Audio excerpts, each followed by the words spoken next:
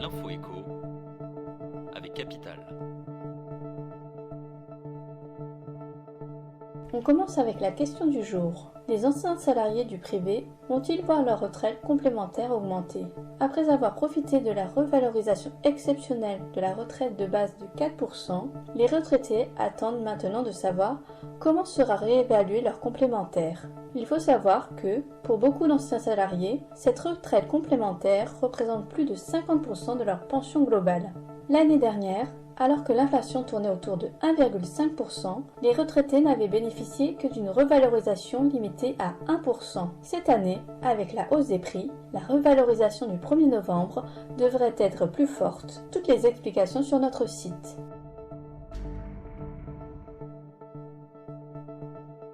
On enchaîne avec le chiffre du jour, 2%. C'est l'augmentation maximale des tarifs envisagée par les principales banques françaises pour 2023. Cette hausse modérée est le résultat de l'instauration d'un bouclier sur les frais bancaires, annoncé cette semaine par le ministre de l'Économie et des Finances, Bruno Le Maire, et le président de la Fédération bancaire française. Suite à cette déclaration, plusieurs banques ont précisé leurs engagements tarifaires pour l'année prochaine.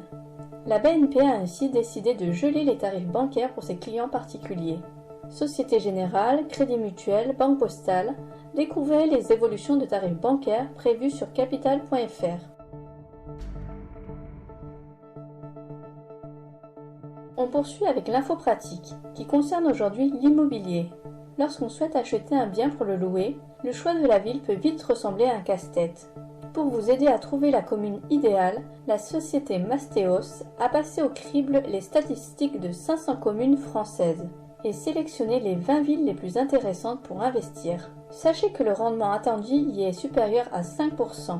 Un exemple, Metz affiche un rendement locatif brut de plus de 6% pour un prix raisonnable au mètre carré de 2330 €. Si vous préférez le sud ou la région parisienne, sachez que Narbonne, Albi et Melun sont à envisager. Le top 20 des meilleures villes est à consulter sur notre site.